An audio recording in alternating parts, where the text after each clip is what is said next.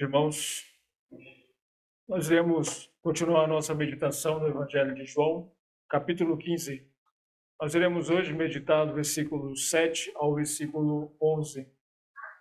Evangelho de João, capítulo 15, versículos 7 a 11. Eu gostaria de fazer a leitura com os irmãos, depois nós estaremos meditando. Diz assim a palavra do Senhor. Se vós estiverdes em mim, e as minhas palavras estiverem em vós, pedireis tudo o que quiserdes, e vos será feito. Nisto é glorificado o meu Pai, e deis muito fruto, e assim sereis meus discípulos. Como o Pai me amou, também eu vos amei a vós. Permanecei no meu amor. Se guardardes os meus mandamentos, permanecereis no meu amor. Do mesmo modo que eu tenho guardado os mandamentos de meu Pai e permaneço no seu amor. Tenho-vos dito isto para que o meu gozo permaneça em vós e o vosso gozo seja completo.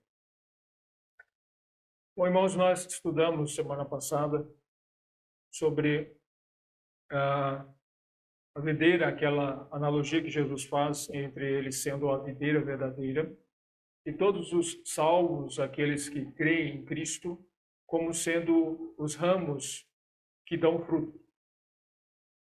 E tem aqueles também, os ramos que não dão frutos, que são arrancados e lançados no fogo. Bom, então nós vimos claramente no texto que Deus chama os crentes para dar frutos. E Jesus deixa bem claro como podemos dar frutos.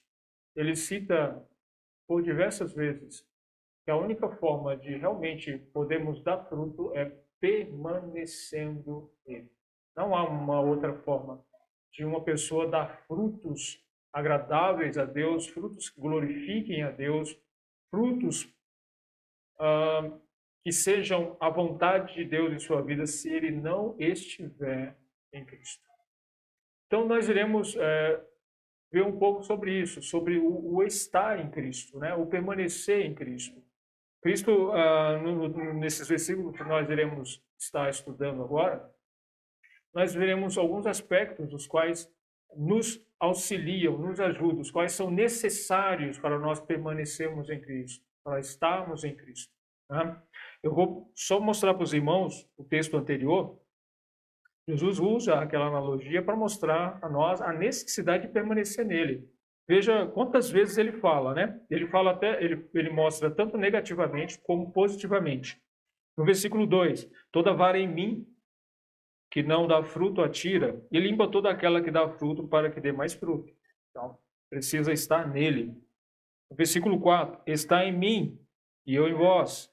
Como a vara de si mesmo não pode dar fruto se não estiver na videira, assim também vós, se não estiverdes em mim. No versículo 5, eu sou a videira verdadeira, vós as varas. Quem está em mim e eu nele, esse dá muito fruto, porque sem mim nada podeis fazer. E o versículo 6, se alguém não estiver em mim, será lançado fora como a vara e secará. E os colhem e lançam no fogo e arde. Então, Jesus fala bastante sobre essa necessidade de estar nele, de estar próximo dele, de ter comunhão com ele, de conhecê-lo melhor. E, irmãos, nós vemos na história, na Bíblia, mostrando a necessidade de nós conhecermos melhor a Cristo, de estarmos mais próximos de Cristo. O apóstolo Paulo, ele até cita lá em Filipenses, no capítulo 3, versículos 7 e 8, né? É bem conhecida essa passagem. Ele fala assim, mas o que para mim era ganho, reputei-o perda por Cristo. E, na verdade, tenho também por perda todas as coisas pela excelência do conhecimento de Cristo Jesus, meu Senhor, pelo qual sofri a perda de todas as coisas e as considero como escória para que possa ganhar a Cristo. Então, nós vemos essa grande necessidade que é esse grande desejo que deve ter no coração de todo aquele que crer em Cristo, de permanecer nele. E Jesus começa no versículo 7 já nos mostrando novamente essa necessidade. Diz assim o versículo 7: Se vós estiverdes em mim e as minhas palavras estiverem em vós, pedireis tudo o que quiserdes e vos será feito. Bom, o estar em Cristo, irmãos, é um relacionamento vitalício. O estar em Cristo é um relacionamento que nós temos para a vida toda.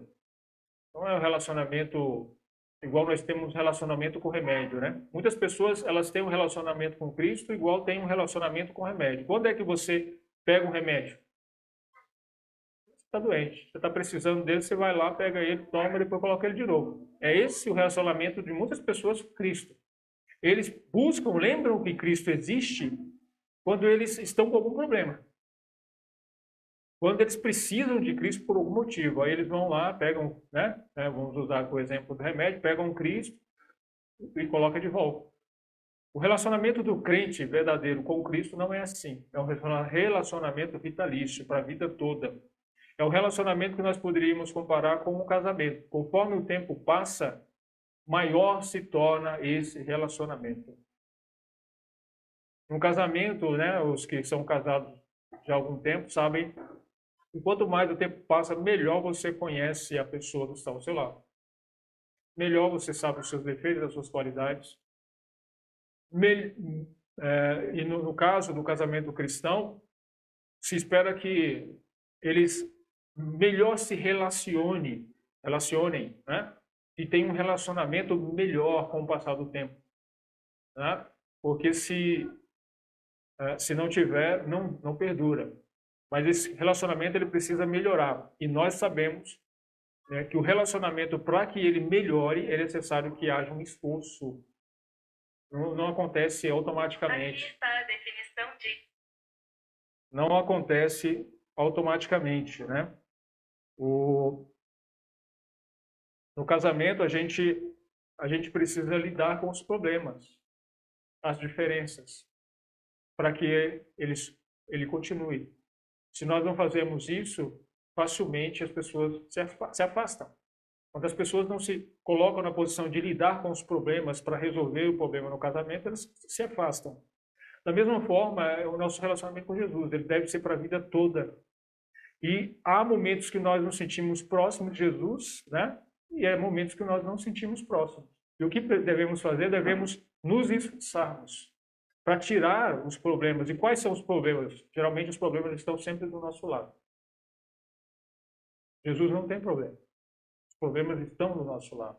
Quando nós refletimos e olhamos para as nossas vidas, percebemos a quantidade de coisas que precisamos tirar de nós. A quantidade de coisas que precisamos abrir mão. E assim nos esforçar, nós precisamos nos esforçar para ter um bom relacionamento com Cristo. Isso é permanecer em Cristo. Isso é estar em Cristo. É ter um relacionamento com Ele. Não é ouvir sobre Ele quando você está só na igreja. Nós precisamos estar pensando em Cristo constantemente. Na sua palavra, no que Ele nos ensina. Nós precisamos ter, né, estar com as suas, como Ele mesmo diz ainda no versículo, e as minhas palavras estiverem em vós. Nós precisamos estar em Cristo, as palavras de Cristo estão em nós. Se nós sabemos que o Velho Testamento ele aponta para Cristo. O Velho Testamento ele fala sobre Cristo. Todo mundo que vai ler o Velho Testamento, ele precisa ler com essa mentalidade. Onde eu posso encontrar Cristo? Onde esse texto no Velho Testamento fala de Cristo? Porque fala. Jesus veio, como ele mesmo disse, para cumprir aquilo que estava escrito dele. Então, se nós olharmos lá, nós vamos ver muitas coisas que falam de Cristo. Como o apóstolo Paulo mesmo diz, que a lei, os profetas eram um aio, apontava para Cristo. Né? Então, se nós vemos com entendimento, nós veremos Cristo no Velho Testamento. Então, não só o Velho Testamento, mas o Novo. O Novo Testamento fala totalmente de Cristo. Né? Ele fala de Cristo. Então, toda a Escritura fala de Cristo. Então, nós precisamos ter toda a Escritura em nós, habitando em nós. E o que é isso? Ter a Escritura habitando em nós. A Escritura habitando em nós é nós, a cada dia que passa, nos sentimos bem com as Escrituras. Nos sentimos à vontade com as Escrituras. Nós precisamos estar sempre meditando, conhecendo melhor a Cristo. E o conhecer melhor a Cristo, irmãos, não é através de sonhos ou através de visões. Né?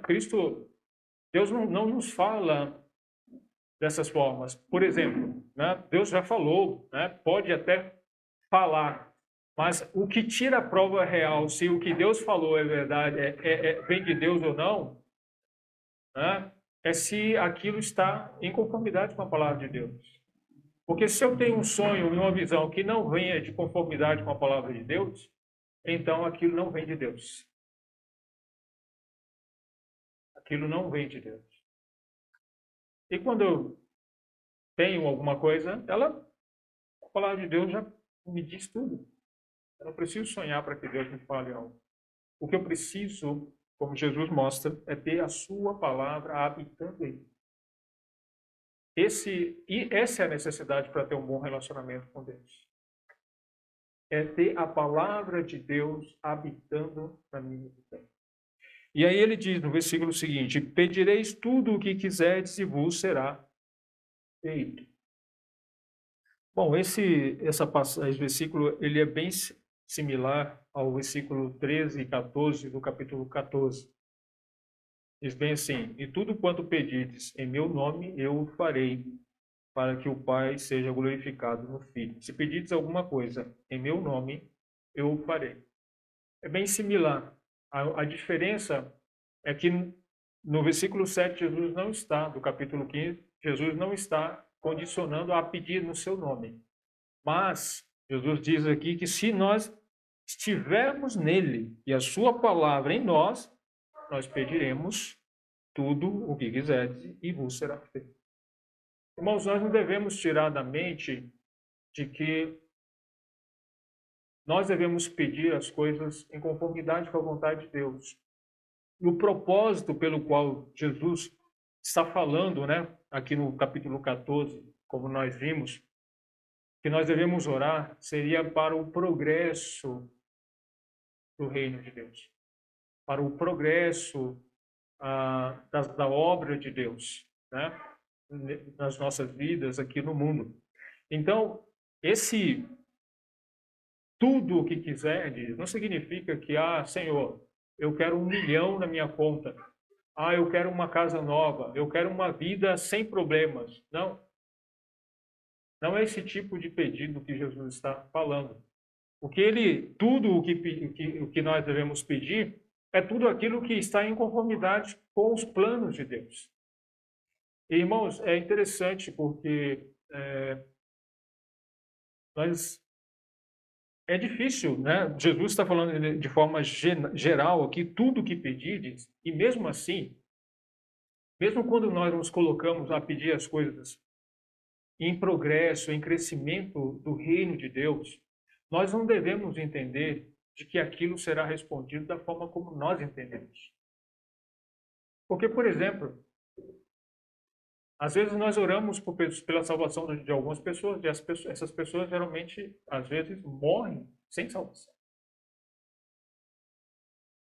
Oramos errado?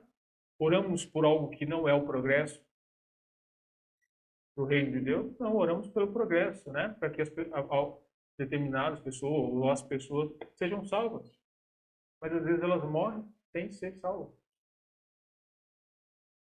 Nós, irmãos, não sabemos os decretos de Deus, o que Deus tem decretado.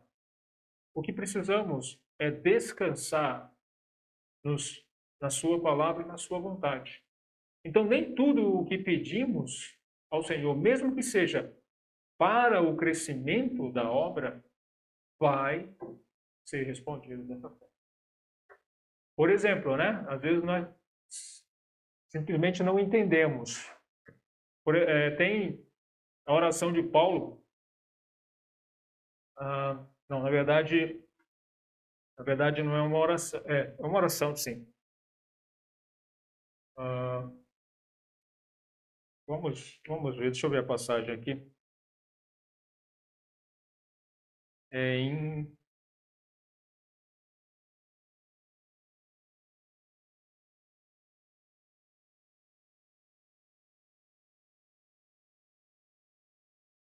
a oração que ele relata, né? Capítulo 12, 2 Coríntios, no versículo 9, lá diz assim: Disse-me, a minha graça te basta, porque o meu poder se aperfeiçoa na fraqueza, de boa vontade, pois me gloriarei nas minhas fraquezas, para que em mim habite o poder de Cristo.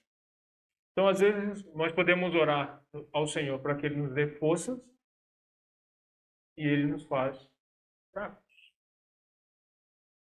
porque o seu poder se aperfeiçoa na fraqueza. O apóstolo Paulo estava pedindo por um espinho na carne. Aquilo provavelmente atrapalhava o seu ministério, pregar o evangelho, de levar a palavra do Senhor. E, no entanto, o Senhor disse, a minha graça te basta. Então, o Paulo, ele sabia que Deus seria glorificado na sua fraqueza. Muitos irmãos pediram para que Deus ampliasse, né, aumentasse a propagação, ajudasse na propagação do evangelho. Deus mandou perseguição. Então, nem sempre as nossas orações são respondidas da forma como nós achamos ou no momento que nós achamos que deve ser respondida. O apóstolo Paulo também, em Romanos capítulo 1, ele ora, né, aos irmãos, os irmãos judeus de Israel, para que eles sejam salvos. Mas o apóstolo Paulo morreu sem ver esta oração sendo respondida. Então, irmãos, devemos buscar fazer os nossos pedidos ao Senhor conforme a sua vontade. E devemos buscar descansar à vontade de Deus. Porque muitas vezes nós não sabemos qual que é a sua vontade, o seu decreto, o que ele decretou para determinada pessoa ou determinada situação. Mas devemos descansar porque Deus sabe o melhor para todos. Irmãos, na sequência do texto, nós vemos no versículo 8, né? Nisto é glorificado meu Pai, que deis muito fruto, e assim sereis meus discípulos.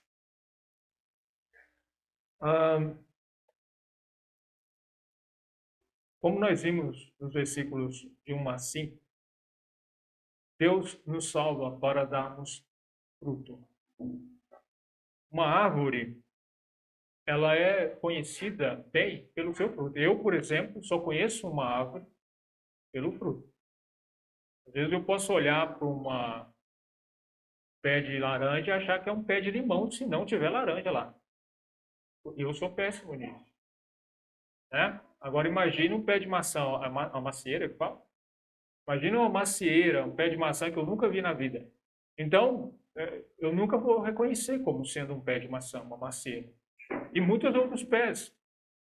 Nós geralmente conhecemos pelo fruto, por aquilo que aquela árvore produz. E irmão, Jesus disse a mesma coisa: pelos frutos conhecereis.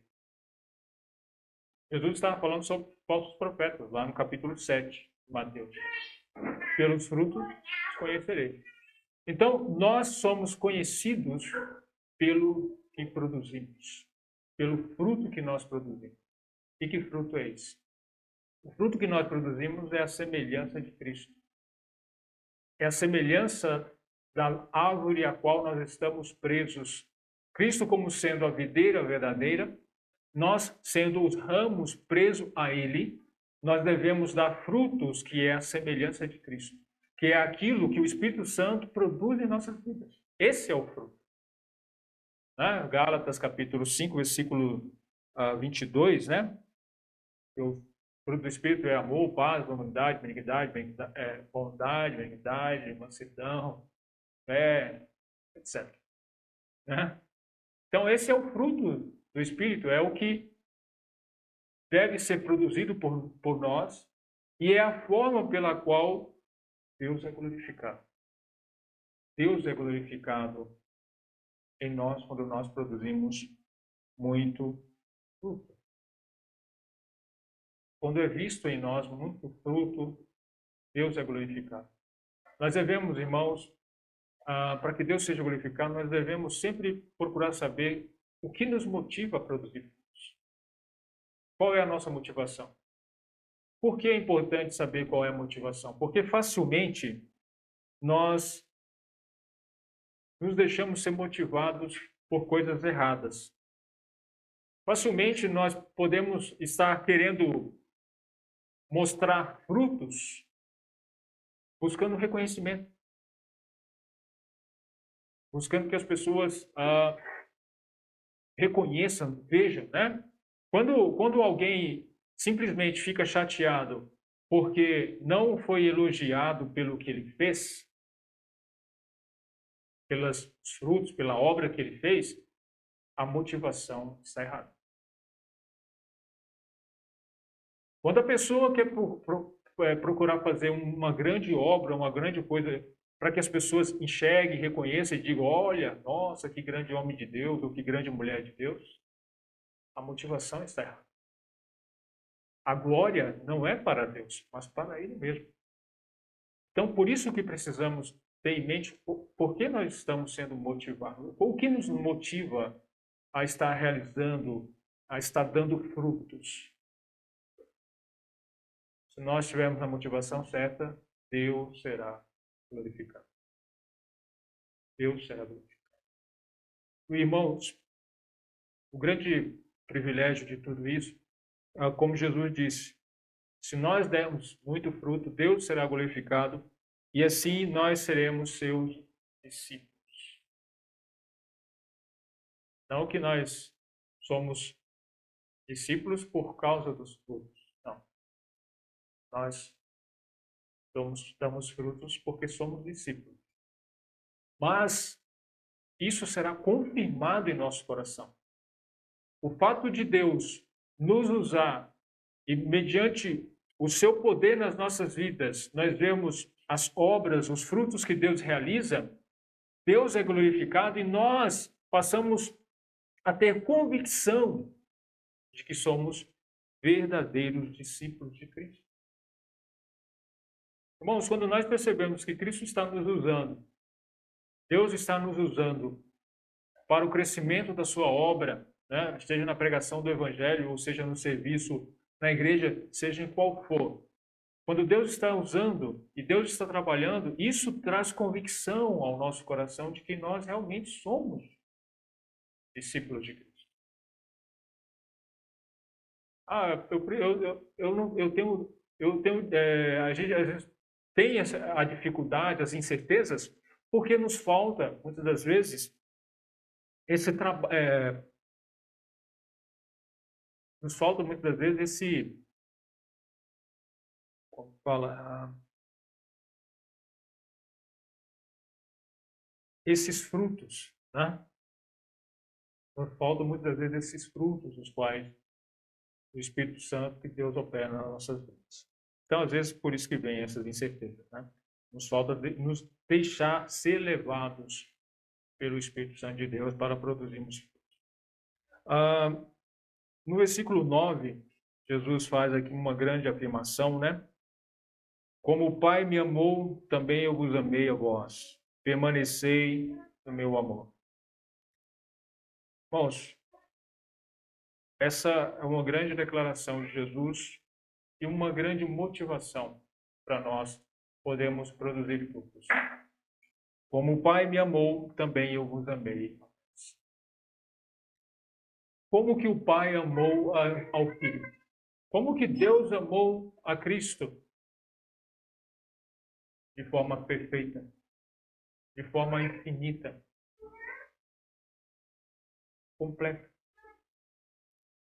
E Jesus afirma que é dessa mesma forma que ele ama aqueles que são seus. Então, irmãos, o que nos motiva a fazer a obra de Jesus Cristo, a dar frutos, é saber o quanto Jesus nos ama. Quão grande é o seu amor por nós. Isso deve nos motivar a servir. Quando nós nos enfraquecemos, é porque nós não estamos focados no amor de Cristo por nós. Quando nós não olhamos e observamos o amor de Cristo por nós, nós estamos suscetíveis ao pecado, ao erro, a não fazer a vontade de Deus. Então, esse amor é o que nos motiva, deve nos motivar. O amor de Cristo em nós. Permanecei no meu amor.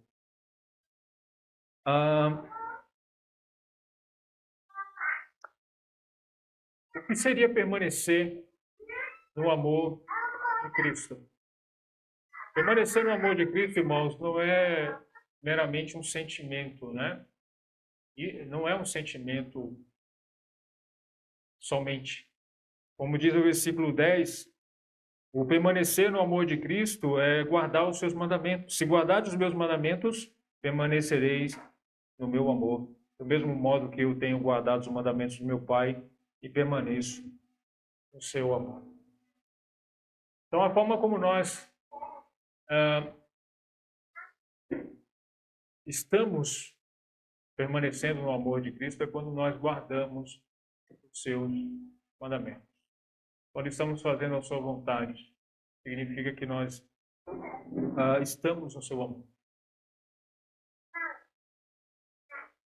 Não é somente falar da boca para fora, mas é praticar os mandamentos de Cristo.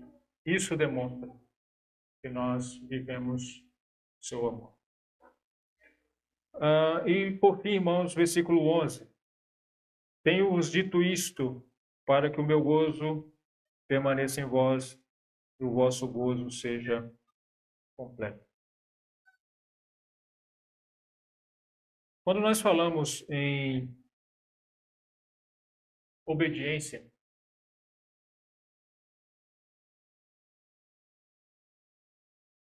às vezes não é um termo agradável, né?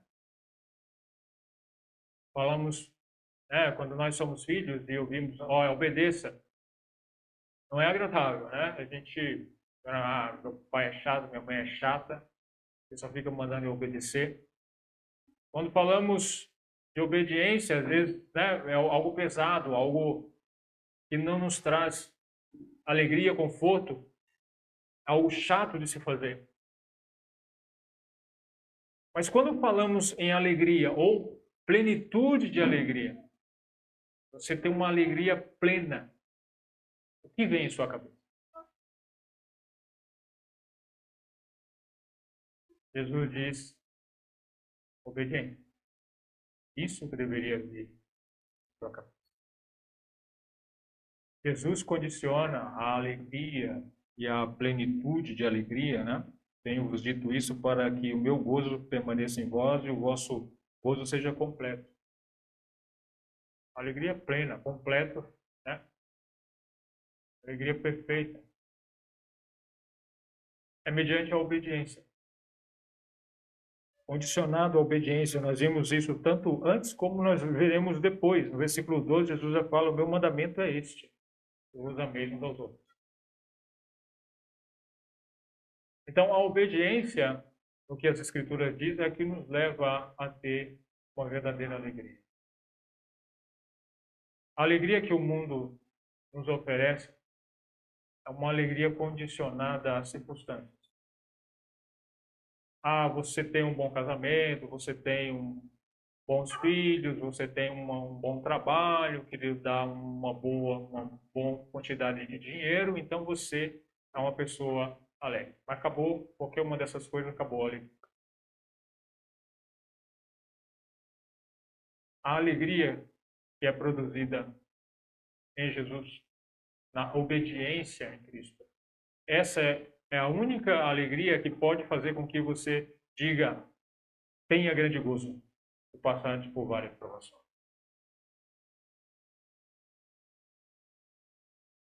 É só quando nós temos a alegria que vem de Cristo é que nós entendemos textos como este. Ou como 2 Pedro, né? Deixa eu ver aqui. É 1 Pedro, é 2 Pedro. Nos fala sobre os sofrimentos de Cristo, né?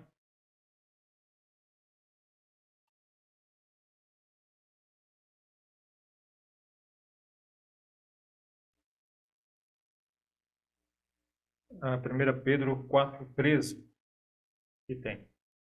Mas alegrai-vos no fato de seres participantes das aflições de Cristo, para que também, na revelação de sua glória, vos regozijeis e alegreis. Então, somente quando nós temos essa alegria de Cristo, pela obediência aos seus mandamentos, é que nós entendemos textos como esse. Você se alegrar por sofrer por Cristo. Você alegrar por passar por dificuldades, por ser provado. Nós só entendemos, quando nós entendemos, nós temos a alegria. É claro, irmãos, que a palavra de Deus não está dizendo que você deve passar por momentos de dificuldade dando risada, como se fosse uma coisa boa, né? É bom passar por coisas ruins. Não é isso.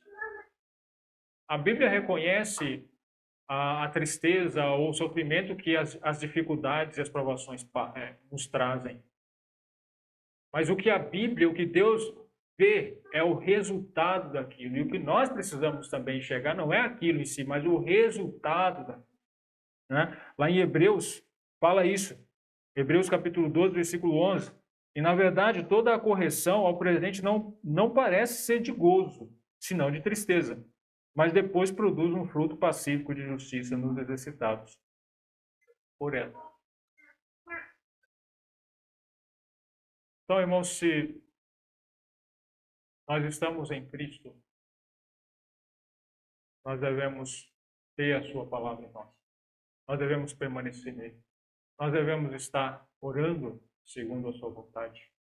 Nós devemos dar muitos frutos para que Deus seja glorificado. E nós, com isso, teremos a certeza que nós somos discípulos de Cristo, quando nós produzimos frutos. Quando as pessoas olham para nós e falam, poxa, esse cara é um cristão. Assim como você olha para um pé de laranja e fala, nossa, esse é um pé de laranja. A pessoa precisa olhar para você, para nós e falar assim, poxa vida, esse cara é um cristão. Nós devemos dar esses frutos para que Deus seja glorificado. Nós devemos permanecer no amor de Cristo. E a forma como fazemos isso é guardando os seus mandamentos. Não há uma outra forma.